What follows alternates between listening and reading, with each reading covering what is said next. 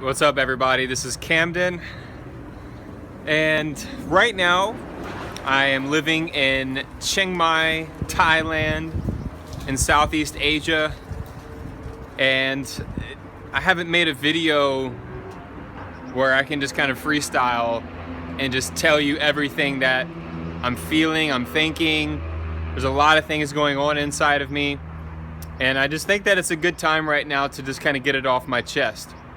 So first of all, I'm really excited that I got my driver license here in Thailand, and I'm just waiting to go inside the office here to take my motorcycle driving test.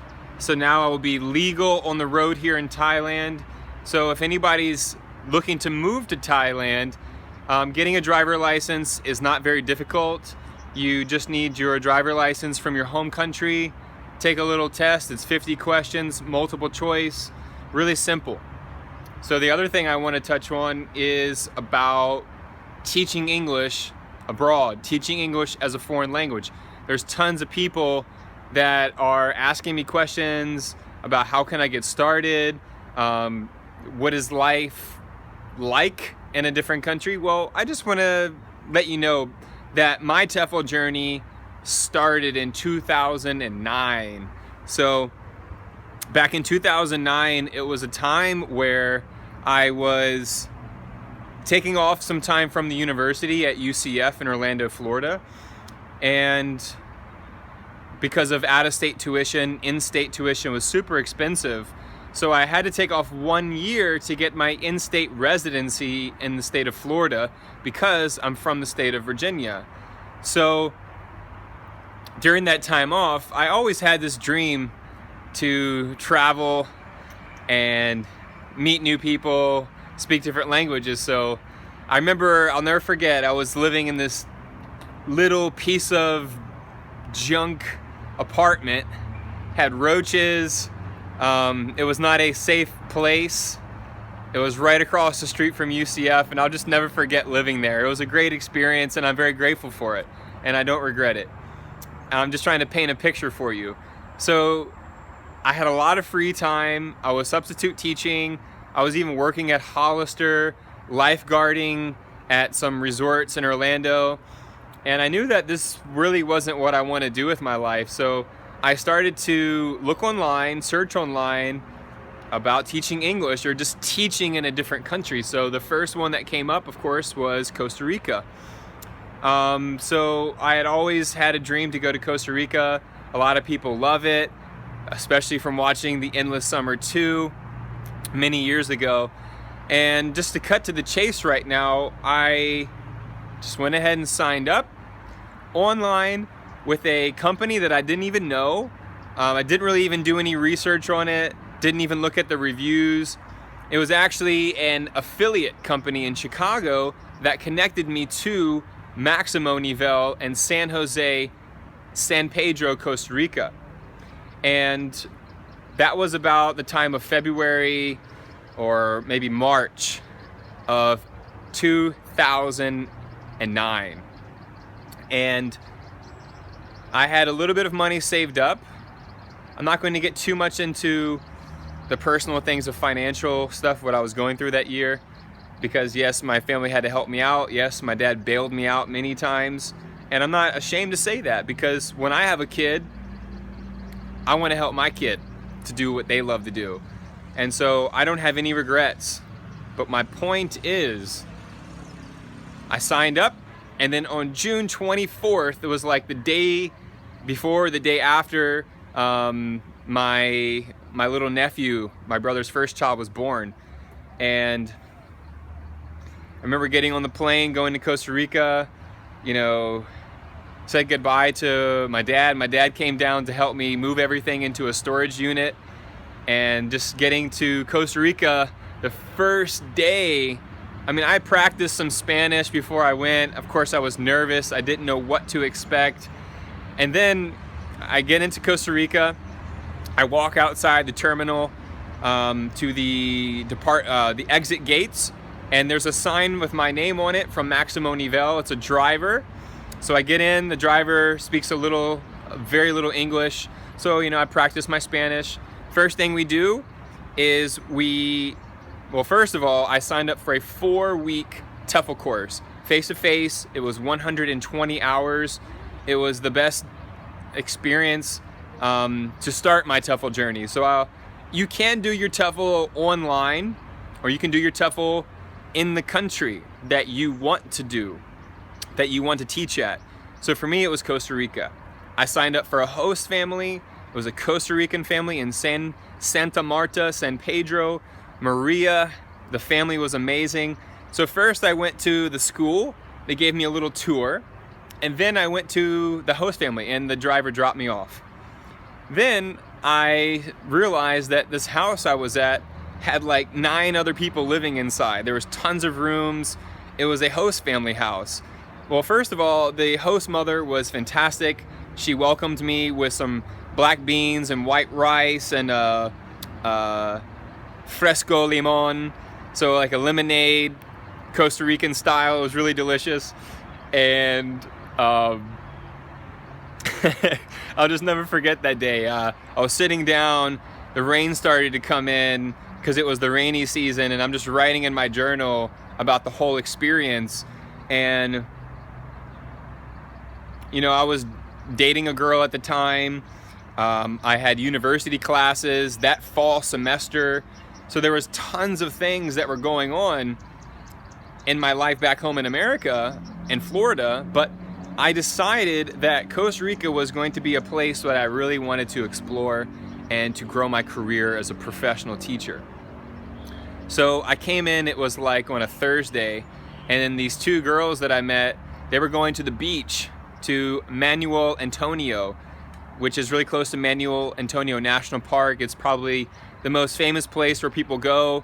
Maximo Nivel even has their TEFL course in Manuel Antonio now. So I decided to go with them because the girl that I was going with, she spoke a lot of Spanish. So I said, cool, let's just go. And before we went, that Friday night, I went out, and this was back in the day when I used to drink and kind of party and stuff like that. I'm not really into that anymore. That's a whole nother topic I'll talk about another time. But we went salsa dancing. It was really fun. Meeting so many people. I'll never forget just like sitting on the bed, and there was like 8 people, and we were just talking, passing around drinks and stuff like that, and just having a wonderful time, like meeting so many people with different accents, different parts of the United States, hearing about where they go and travel and where they've taught before. And some of them are students, some of them are volunteers, some of them are going to be TEFL teachers. So even one of the girls that was in my house, she was taking a school in Florida. So you never know who you're going to meet when you decide to step outside your comfort zone and travel. And what I really want to say right now is that this 4-week TEFL course, it was not easy. It was very demanding, and it was for a good reason, of course. I had a great teacher, Sherry, thank you so much. We had about 14 people in the classroom. So it was Monday, Tuesday, Wednesday, Thursday, Friday, and it started at like 9 o'clock in the morning. So we had a 1-hour lunch break, and then we came back from 1 o'clock to like 4 or 1 o'clock to 5 o'clock. So it was like 6 or 8 hours every day for 4 weeks. But the last week was practical teaching. So 3 weeks you're getting prepped how to teach English immersion, how to teach students who don't speak any English, how to ask them questions, all the grammar rules, the verb tenses, different ideas for activities, group lessons, lesson plans, how to do evaluations and testing and assessments. So it really prepared me for teaching students English as a second language, or TEFL, teaching English as a foreign language. So if you are thinking about teaching English as a foreign language in Costa Rica or in China, Thailand, Vietnam, wherever it is, it doesn't matter. What you need to know is, what culture do you want to be immersed in? So for me, I started in Costa Rica, but Latin America, there are people there with money, of course, but the teaching aspect of it, there's really not a lot of money in it. So you have to be very careful. I stayed for 6 months. I ran out of money. I made a lot of bad decisions with spending. but ultimately, you really have to budget your money appropriately. Costa Rica is very expensive now, and it's the teaching jobs. It's, you know, Costa Rica is a good jump start. So if you want to go for 1 month, take the TEFL course, live with the host family, and then do 6 months, that's great. But you need to have an exit plan. You need to have an exit or a backup plan.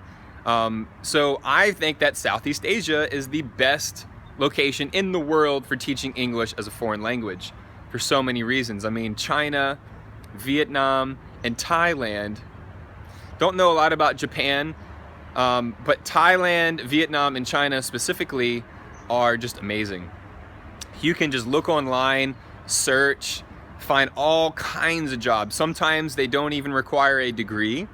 You know, I never graduated from the university, and I still was able to teach and do my thing.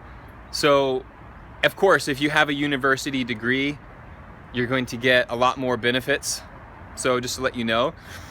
And anyway, I'm just going to it's about 11 minutes right now in this video, and before the battery dies, I just want to say to you that do some research, understand what language you want to learn. So if you're going to Latin America, you need to be prepared to start speaking English. You don't need to know the language to teach English, but you got to know you have to be willing to learn a new language. So like right now I'm in Thailand and I'm a student. I have an ED visa. So I'm learning the Thai language. I am being immersed into the culture. I'm respecting the culture, accepting it, and just jumping in head first. So if you're going to China, you need to be prepared to understand or be willing to learn some Chinese when you get there. If you're coming to Thailand, don't expect people to speak English all the time. Be prepared to learn Thai. Same with Vietnam, same with all the countries. I'm going to get into more videos. This video is just about my experience, my first job, my first time doing TEFL, the TEFL certification course. So if you're looking to get outside of the United States or Europe or whatever you are, wherever you are, if you're a native speaker or a non-native speaker, it really doesn't matter. Just apply yourself, just book the ticket, do the online TEFL course or do the in-person 120-hour TEFL course, and just go for it. Quit talking about it, just move your ass and make it happen. It's the best way and the fastest way to get your life started. And now I'm living the dream. This year, I will become more free. I'm going to have a house here. It's going to be an earth house. I'm going to have my car here in Thailand. Like I said, I just got my driver license. So life is good. Don't do something that you don't like. If you don't like your job, then quit. You know, of course, be prepared to face risk. Be prepared to face challenges. But you must be able to have the confidence in yourself and the courage to believe in your dream, to believe in your goals, and that even when your friends, your mom and dad, or your family, your teachers, whoever it is, says that, no, it's dangerous, you shouldn't do that, no, finish school, no, stay in your home country and just find a job. Do what you want to do. Do what you love to do. Life is short. Sometimes it feels like life is long. There's a contrast. But ultimately, if you don't love something, then stop doing it. Start doing what you like, then you can discover what you love. This is Camden right now, coming to you live from Chiang Mai, Thailand. And thank you for joining me. If you have any questions, please leave them below. And I would love to help you. Have a great day, guys. Ciao.